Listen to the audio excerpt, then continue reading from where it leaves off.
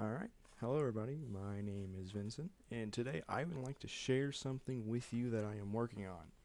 Now, if you've noticed, I didn't do the whole obligatory startup intro thing. That's because Ian's not here. Ian is in the process of moving, and I'm sure during this part of the day, I'm sure he's doing something important. I don't know. Maybe he's off throwing haymakers in a Waffle House or something. Um, but today, I wanted to share you all about my custom magic cards because I figured why not. So this project has been kind of in a long process during my long silence, which is obviously shown on my channel. I've been busy with many projects, and this has been one of them. And this is just a custom expansion for Magic the Gathering for a bunch of different card series and taken from a bunch of different series. And the reason why is because I feel like a lot of Magic the Gathering expansions nowadays, they don't have enough new mechanics or anything really interesting. Old formats and older expansions seem to have a lot, such as Zendikar Rising with the Eldrazi. Later on, you had the Amonkhet, Lazotep zombie things with Nico Bolas, and honestly, ever since then, I think it was around Zendikar Rising, I think it really went downhill in quality. And we've had a few cool mechanics like the Lord of the Rings, the ring tempting someone. I really did enjoy the Fallout set. I think I'll do a video on that as well. But it to me it just felt very depreciative of expanding on mechanics. So the first expansion I'm showing off. Now I do already have a full expansion, but I'm keeping it in my pocket for right now until later on. It's a bit of a large project. But how these videos is going to go is an overview episode and then kind of an in-depth episode about every single card available. And after that, I'm wrapping it up with an action report of how I did with every commander. Are there things I can tweak and all of that? So effectively, with every single expansion, it's a three card it's a three video special essentially, a trilogy, if you will. Now, enough beating around the bush. Let's jump into the Sisters of Silence. So the Sisters of Silence are in lore of Warhammer 40,000 and 30,000, aka Horus Heresy. They are a race of female warriors that are psychic gnolls. It's literally sickening to be around them, and they are prime melee component. They're prime melee combatants, due to their ability to block out psychic powers. They are a straight up counter to a lot of psychic users and a lot of magic users. Um, Overall, they're pretty much a counter to, once more, psychic powers, psychic users, or just completely shutting down someone due to their overwhelming presence. So, let's go over the expansion rules a bit. This will go for many expansions, unless specified differently. So, for starters, you can't use any cards outside of the expansion besides lands. So you can't throw in a blue counter spell or whatever. It doesn't work like that. It all has to be from the expansion. And everything that you get inside that expansion cannot be used elsewhere. All mana is transmuted into colorless mana. This is probably one of the most simplest ways I could really do this. I might do colored mana later down the road, but just for now, I think just colorless mana is something to work with. It's already worked with one. I don't see why it would work. It wouldn't work again. Another thing is that some commanders have their own cards unique to them, and some expansions will have unique, well, obviously cards, but unique mechanics with every single one. So let's break down those mechanics before we continue. For starters, we have the jam mechanic. How jam works is that you target a card, and that card, its effects are ignored until the start of their owner's turn. And creatures that apply jam can only do once per turn. So you can't infinitely stack jam to multiple cards. You have to choose a target, and that's your one ability for the turn. And mind you, that's one per each creature. Sisters are relatively high energy, and, well, high mana, that is. And trying to get jam is not exactly a hard thing to do, but you're going to have to pick out your priority targets early on in the game. And the other mechanic is Advanced Jam. And Advanced Jam is a targeted card and is attached cards, so you can target a creature, and all of the equipment attached to it are both tapped and their effects are ignored until the end of the owner's turn. And once more, creatures that apply jam can only do so once per turn. This is massive, and it's on high power, high mana cards, even on a commander that you have to work for. Advanced Jam is a mechanic meant to stop equipment heavy and enchantment aura heavy decks. So a lot of commanders that are pretty face heavy and can actually bash you in a couple of turns. This is kind of not a permanent solution, but a deterrent, being able to jam them and whatever else is on them. And combined with jam, you can easily shut down a lot of keywords. So, and its third and last mechanic is the silence special cards. And how silence cards work is that you slice a part of your deck and you put it to the side, and that second deck only has silence cards in it. Silence cards are high power, high mana, instant cards that are unique to sisters, and due to their power, there's only a very few cards that can generate them, and even then, once you've used them, they return to the bottom of the deck. So if you use if you get a silence card turn 1, you put them on the bottom, so it's kind of an infinite cycle.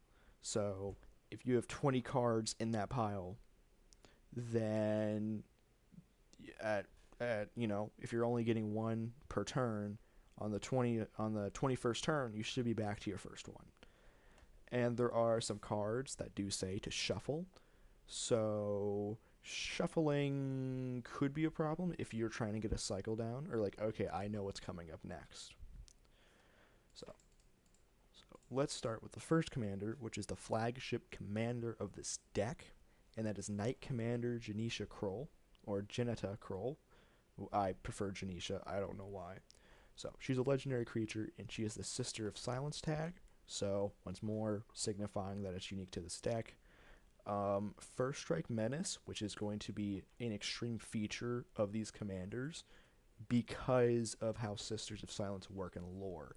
Sisters of Silence in lore are extremely overpowering. Once more, they're prime melee combatants against Psychers, and even to normal people, they're very sickening to be around. First Strike representing that melee aspect, Menace representing the overwhelming force they possess in melee combat. And then finally, she is a Reckoning of Kroll, which we'll get to in a minute. So, she's 5 mana, 3/5, and for 2, she can apply jam to a card. Overall, a pretty decent commander, but what's really important is her Reckoning of Kroll. Now, Kroll, for 25 mana, which is quite a large sink for mana, can become the Soulless Queen. And this card always starts in your hand. It can't be removed until played. So it can't be duplicated, it can't be exiled, it can't be put in your graveyard. But when it's played, you exile this card and it's always in effect. So Janisha Kroll will always be the Soulless Queen for the rest of the game. Now, 25 mana is quite a high bar. So when you use Jam or Advanced Jam, you lower the card's cost by 1. Overall, a pretty simple card, but it is a high reward, and if you don't have the board state or the time, you're probably not going to get this off in time. However, if you get this off, and if you're able to, or even if you're able to get 25 mana somehow, that will give you a pretty hefty reward of the Soulless Queen. The Soulless Queen has First Strike, Menace, Double Touch. She's 9 mana, and she's 6/10, effectively a 12/10. And she can apply Advanced Jam to a card, and for every card jammed this way, you deal that much damage to the owner. So, for example, if there's an enemy commander and they have 7 equipment, you will Advanced Jam that commander, and for every equipment, whatever's attached to it, you deal that much damage to the owner. So that would be 7 damage to an opponent. So, if you do the math, effectively, the Soulless Queen, if Janisha doesn't die, it's 5 mana, then 25 more flat. That's 30 mana to get this. Now, of course, I'm sure there will be some backlash and some talking about overpoweredness and all of that, or maybe underpoweredness. But personally, I prefer Magic games where you don't go face and bash people in and you have to work for the reward. After all, you should have the feeling of, I lost this because I didn't have target priority. So, Janisha becoming the Soulless Queen is a very strong transformation, and one that you should perhaps not let off if you're aware of target priority, that sort of thing. Now, next commander on the block is Death Mistress Veronica Sulath. So she's 6 mana, 5/7, First Strike, Menace. And she has an X ability, where for every 2 mana paid for this ability, you draw a card and apply Jam to a creature. Creature specific. Once more, Jam can be specific, so this can be really good against, not token decks per se, but very large amount of cards, so like fairies and artifact creatures, that sort of thing. And then for 3 mana, you can give Advanced Jam to a card, and if the card's already Advanced Jam, you destroy a target card. Once more, Advanced Jam is an extremely rare mechanic in this deck, or at least that's what it's planned to be. So you're not going to see Advanced Jam on every single card. You're going to see it, but not as often that a meta chaser or someone who who thinks it's overpowered is going to see it. It's both rare, yet it's common. So it's once more, it's usually on higher power cards, higher mana cards, but here it's a commander special. So for 6 mana, because you can give Advanced Jam, but sadly you only can apply it once. So there is that. And so for 6 mana, it's pretty decent. But once more, I might change her to where when she gives Advanced Jam, she can pay another 3 to destroy a target card. I may or may not change that. But besides that, that's about it for our Death Mistress. Next up is Emilia Herkaz. She's 5 mana, 3/6, First Strike, Menace. Pretty simple. And for three mana, she can draw a Silence card and deal damage to a player equals to its cost.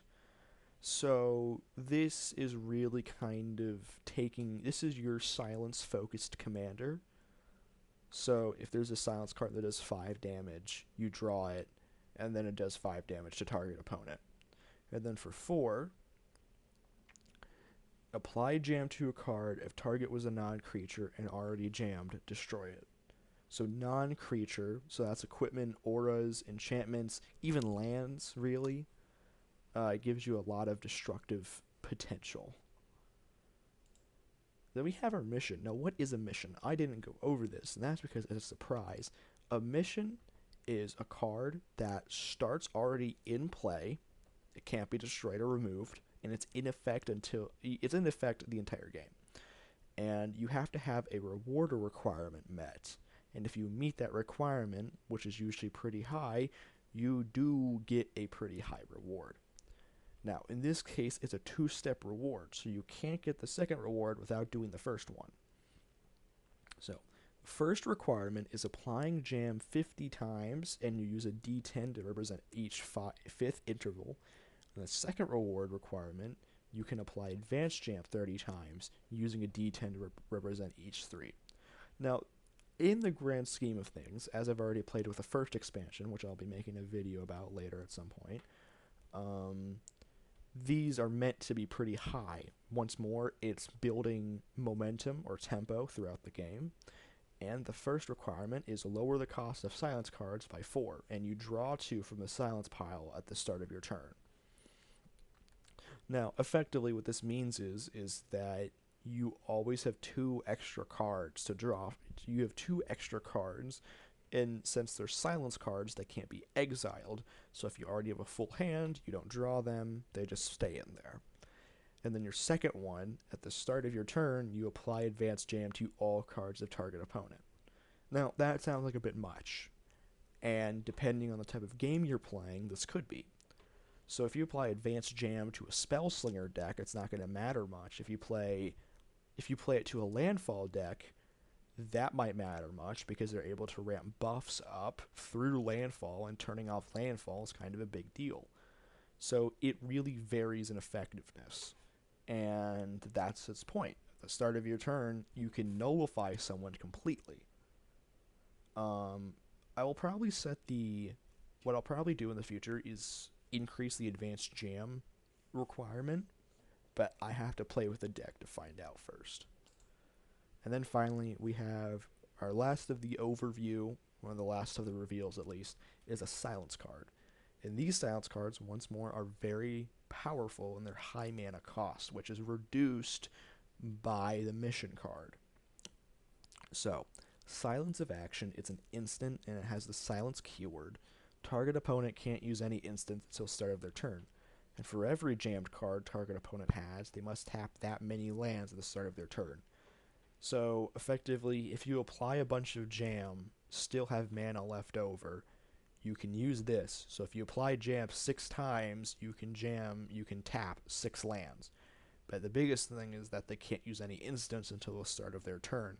So this is very good if someone goes first in the pod or last in the pod, they are able to get a lot of range in that power. If they just went, it's going to be 3 more turns until they go. That can be massive in late game scenarios. And besides that, that's about it. I hope you all liked the card review, and if you have any commentaries or reviews or any suggestions, let me know. Besides that, that's Vincent with the Mini Doc Podcast signing out, and hopefully I will see you guys in the next one.